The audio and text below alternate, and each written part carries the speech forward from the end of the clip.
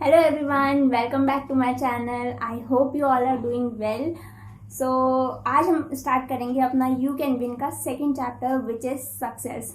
इस चैप्टर को मैं 3 पार्ट्स में बताऊंगी। पहला introduction, second qualities that make a person successful and third reasons for failure. So let's start with our first part which is introduction. तो introduction में यह है कि सक्सेस क्या है। So success is a result of our attitude, and attitude is our choice. So success is a matter of choice, not by chance.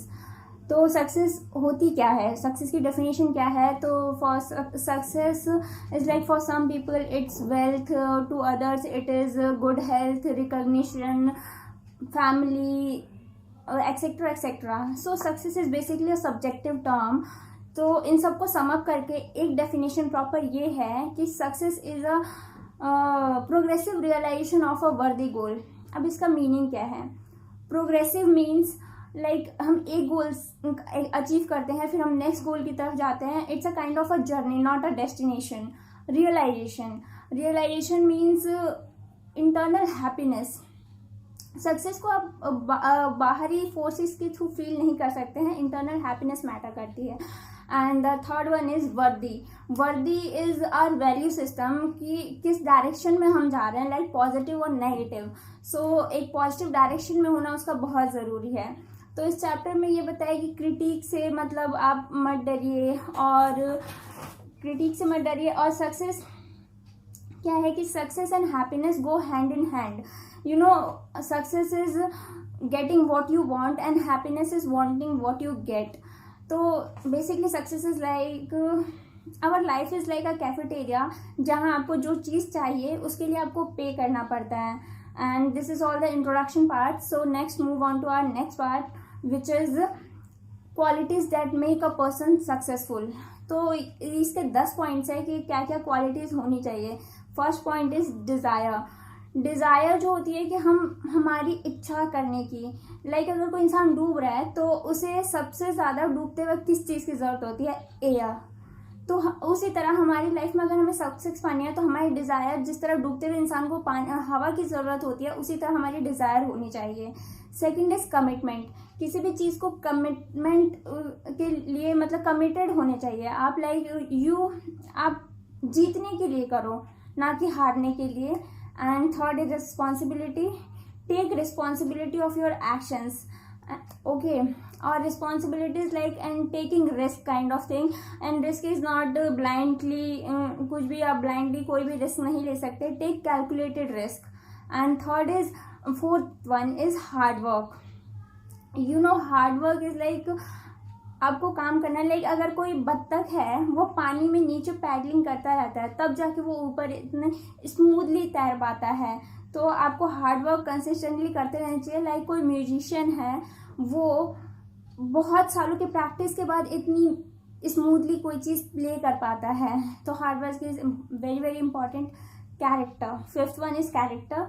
And character में क्या है कि कैरेक्टर में बहुत सारी चीज़ें आती है, लाइक इज आवर इंटीग्रिटी। और अगर सक्सेस के रास्ते में बहुत सारे पिटफॉल्स आते हैं, आपको अगर उन पिटफॉल से बचना है तो इसके लिए आपको बहुत स्ट्रॉन्ग कैरेक्टर की ज़रूरत होगी। एंड आपकी लाइफ में अगर आप सक्सेसफुल होते हैं तो क्रिटिसिज्म ज़रूर आएंगे। तो क्रिटिसिज्म से निराश नहीं होना चाहिए, क्योंकि इंसान जितना ही सक्सेसफुल होता है क्रिटिसिज्म उतने ही उसकी लाइफ में ज़्यादा होते हैं। तो कैरेक्टर जो होता है is a combination of integrity, unselfishness, understanding, conviction, courage, loyalty and respect. ठीक है, तो इन सारी चीज़ों को मिला के कैरेक्टर बनता है। The sixth one is positive believing. Positive believing ये नहीं है कि हम किसी भी चीज़ पे पॉजिटिवली बिलीव कर रहे हैं। पॉजिटिव बिलीविंग जो आती है वो आती है प्रिपरेशन से। अगर हम प्रिपेयर्ड हैं किसी भी चीज़ के लिए फुली, तब हम उस चीज़ पे बिलीव कर पाते हैं कि हाँ हम इस चीज़ को कर लेंगे। And seventh one, give more than you get. किसी भी काम में सब लोग जिस चीज़ के लिए पे हो रहे होते हैं, उनको जिस चीज़ के लिए पेमेंट मिल रही होती है उस चीज़ से वो बहुत कम पे करते हैं।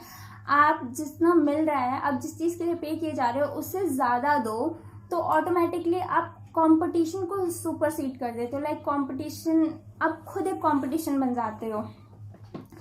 तो और इससे बहुत सारी चीज़ें होती हैं, लाइक आप ज़्यादा वैल्यूएबल हो जाते हो और कॉन्फिडेंस आता है, लोग आपको एक लीडर की तरह देखने लगते हैं, people start trusting you and it breeds loyalty and cooperation generate होता है इससे।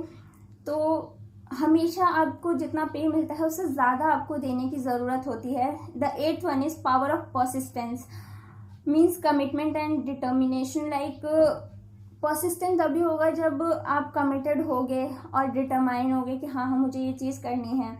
यू नो परसिस्टेंट लाइक एक एथलीट को 10 मिनट की रेस के लिए पूरी ज़िंदगी मेहनत करनी पड़ती है, ये होती है उसकी परसिस्टेंसी, कि आप बहुत मेहनत कर रहे हैं। प्राइड ऑफ परफॉर्मेंस, आप कोई भी काम दूसरों को दिखाने के लिए मत कीजिए। लाइक आप खुद उस काम को अच्छे से करेंगे तो आपको कोई चीज़ अचीव होगी, मिलेगी, तो आपको ऐसा लगेगा कि हाँ मैंने अपना इसमें 100% दिया है। And the 9th one is to be willing to be a student, always be a student. आप हमेशा सीखते रहिए चीज़ों को, अपना एक मेंटर चूज़ कीजिए और मेंटर बहुत ही वाइजली चूज़ कीजिए। सो ये हो गए कि पॉजिटिव क्वालिटीज़ क्या क्या होनी चाहिए एक पर्सन के सक्सेसफुल होने के लिए। एंड ये सक्सेसफुल होने की क्वालिटीज़ हम सब में होती है, पर बस ज़रूरत होती है हमें उसे रिकॉग्नाइज करने की और ढूंढने की और उसे निखारने की। लाइक इट्स लाइक हमारे घर के पीछे बहुत बड़ा खजाना छुपा हुआ है और हमें पता नहीं है, पर जिस दिन हम उसे ढूंढ लेते हैं हम उस दिन अमीर बनते हैं। उसी तरीके से सक्सेसफुल होने की क्वालिटीज़ हैं। तो स्टार्ट करते हैं रीजन्स फॉर फेलियर। इसका फर्स्ट पॉइंट है अनविलिंगनेस टू टेक रिस्क। मतलब लोग रिस्क नहीं लेते, और रिस्क लेने का मतलब ये नहीं है कि आप गैम्बल करो, कोई भी रिस्क ले लो, टेक कैलकुलेटेड रिस्क। ओके, अगर कोई माउंटेन क्लाइंबिंग कर रहा है तो अगर उसने प्रिपरेशन की है that is a calculated risk, but आप बिना प्रिपरेशन के चले जाओ वो कैलकुलेटेड रिस्क नहीं होगा। And second, lack of persistence. People don't fail because they don't have knowledge, वो क्विट कर देते हैं। फेलियर का रीज़न सबसे बड़ा ये होता है कि लोग बीच में क्विट कर देते हैं। कोई भी इंसान सक्सेसफुल तब होता है क्योंकि वो ये नहीं कि दूसरों से ज़्यादा अच्छा है, बस वो दूसरों से 10 मिनट ज़्यादा उसने मेहनत की होती है, दूसरों से 10 मिनट ज़्यादा उसने सर्वाइव किया होता है, that's it. And third one is instant gratification, जो होती है तुरंत इंस्टेंटली कोई चीज़ आपको अच्छी लगती है उसके पीछे मत भागिए।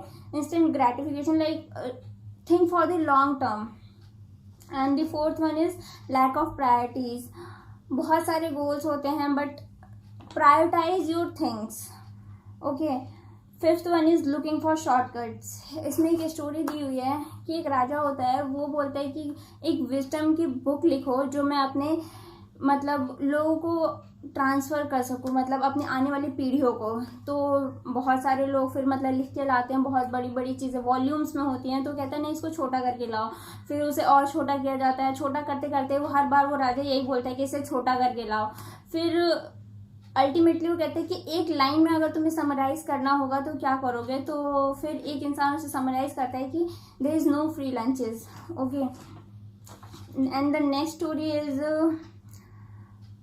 एक लाख होती है, लाख एक चिड़िया होती है। एक फार्मर होता है, वो वॉर्म्स को बेचने लेके जा रहा होता है, ठीक है, उसके बदले उसे फेदर चाहिए होता है। तो वो लाख उसे बीच में मिलता है और उसे ये बोलता है कि इसमें क्या है, तो वो बोलता है इसमें वॉर्म्स है जो मैं बेचने ले जा रहा हूँ, इसके बदले मुझे फेदर चाहिए। तो वो लाख बोलती है कि मेरे पास बहुत सारे हैं, तुम मुझे ये वॉर्म दे दो और मुझसे ले लो। तो वो उसे दे देता है और वो फेदर लेके चला जाता है। ऐसा बहुत दिनों तक होता है और वो लाख रोज उसे फेदर देता है। एक टाइम के बाद उसके पास सारे फेदर ख़त्म हो जाते हैं, उसके बाद वो उसे वॉर्म्स नहीं मिल पाते और फिर वो उड़ने के लायक भी नहीं रहता कि वो जाके खुद मतलब खाना अपने लिए ढूंढ सके। So don't go for much shortcuts. Okay, third is selfishness and greed. कोई भी चीज़ लेने से पहले अपने आप से पूछना चाहिए कि do I really need it और नहीं। ज़्यादा सेल्फिशनेस ना हो उस चीज़ों में, या फिर ग्रीड मत कीजिए। And seventh is lack of conviction. Eighth one is lack of understanding nature's law. इसमें क्या है कि कोई भी चीज़ स्टैटिक नहीं रह सकती, either you disintegrate or either you create or disintegrate. Change is inevitable, कोई भी चीज़ स्टैटिक होकर नहीं रह सकती। The 9th one is unwillingness to plan and prepare, कोई भी चीज़ के लिए आप प्लान नहीं करना चाहते, प्रिपरेशन नहीं करना चाहते, पहले प्लानिंग आती है फिर उसके लिए प्रिपरेशन आती है। And the second one is rationalising, हर चीज़ को रैशनलाइज करना, रीजंस देना। एक मंकी जो होता है वो ट्रैप में कैसे आता है, क्योंकि जब वो अंदर जाता है तो वो होल इतना बड़ा होता है कि वो निकल सके, और अंदर बहुत सारे नट्स रखे होते हैं जिसे वो मुट्ठी में ले लेता है, पर फिर जब वो बाहर निकलना चाहता है तो उसकी मुट्ठियाँ बंद होती है जिसकी वजह से वो निकल नहीं पाता है। तो उसको चूज करना होता है कि उसे क्या चाहिए उस वक्त। तो वो उस वक्त मतलब मंकी जो होता है वो उस वक्त नट्स को चूज करता है, अगर वो उसे छोड़ दे तो वो दूसरी चीज़ें बाहर निकल सकता है। And the 11th one is not learning from the past mistake. 12th one is inability to recognise opportunity. 13th fear of failure, fear of unpreparedness, बहुत सारे फियर्स होते हैं जिसकी वजह से कोई लोग स्टार्ट ही नहीं करते हैं। 14 one is inability to use talent, बहुत सारे लोगों के पास बहुत सारा टैलेंट होता है, पर जैसे सबके पास बहुत सारा टैलेंट होता है पर लोग उसे यूज़ नहीं करते हैं कभी, तो यूज़ योर टैलेंट प्रॉपरली।